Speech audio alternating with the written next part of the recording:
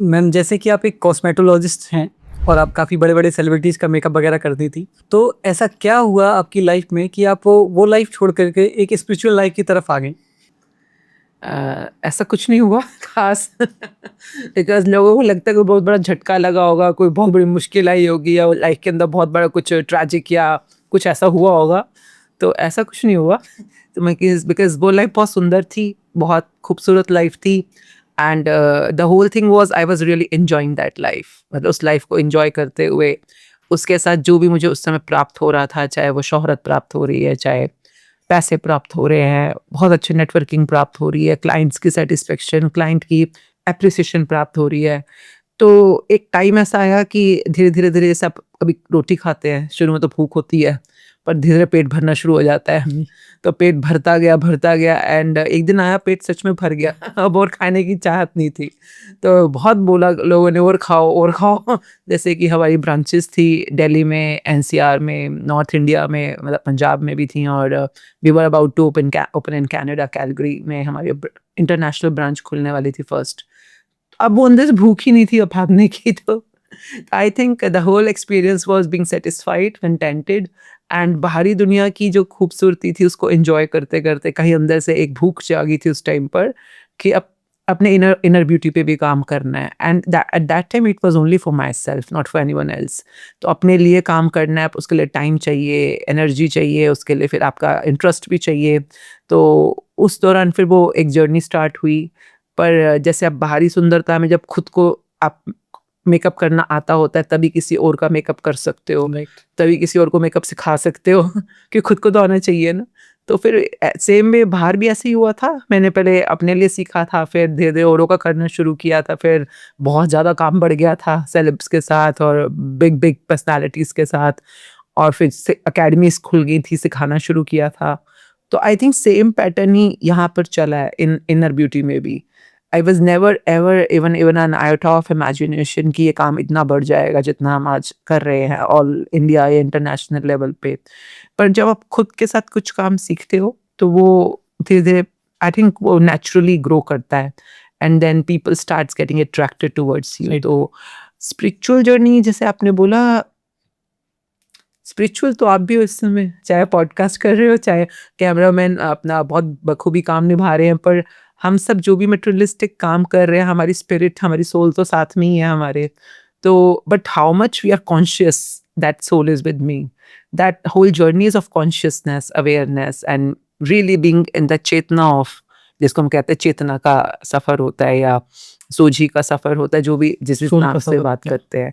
तो I think वो सिर्फ़ अवेयरनेस आ जाती है कि सोल है, जी। बाकी तो है तो हमेशा ही हमारे साथ। तो I think that journey became more prominent as the whole things really started taking on.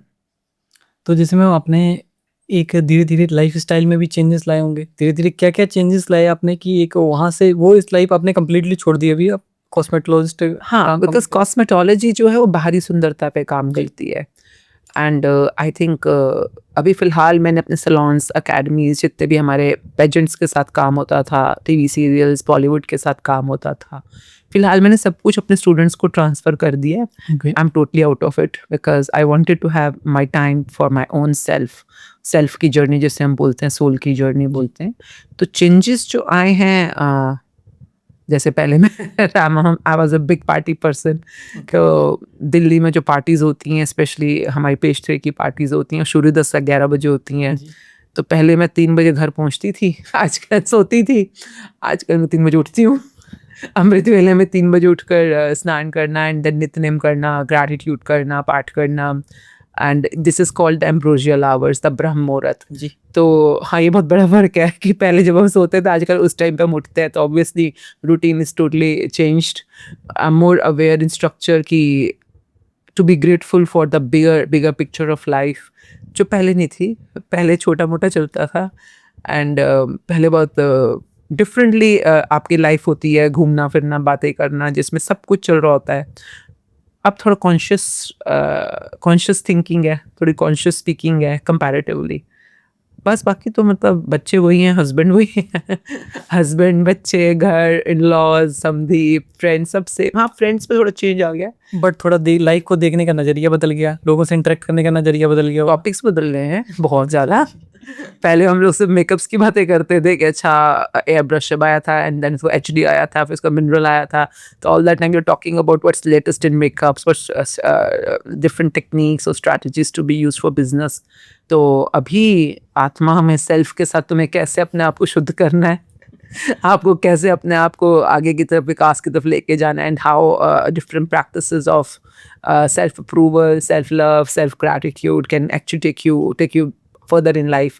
तो टॉपिक्स तो बिल्कुल चेंज, मतलब देखो पहले बाहरी सुंदरता पे टॉपिक्स थे, अब अंदरी सुंदरता पे है। तो मेरे को कई बार इतना लोगों को लगता है बहुत ज़्यादा कि बहुत फ़र्क आ गया इसकी लाइफ में, मुझे नहीं इतना खास लगता। मुझे लगता है सेम है। पहले भी हम पता चल जाता था कब हम प्रॉपर क्लिनजिंग कर रहे हैं या हम कंसीलिंग कर रहे हैं। जैसे मेकअप में कंसीलिंग, क्राफ्टिंग, ऐसे ऐसे अलग सब्जेक्ट होते थे हमारे। अभी भी लगता है हम अपनी सोल के इस समय क्लिनजिंग कर रहे हैं कि सिर्फ कंसीलिंग कर रहे हैं या हम सोल को ग्रो कर रहे हैं या सिर्फ उसको बस लिपापोती कर रहे हैं। तो जैसे लिपापोती is different other than the real cleansing of your skin और ब्यूटी। तो वही सेम मेरे को लगता है खास मतलब मुझे तो सेम ही लगता है।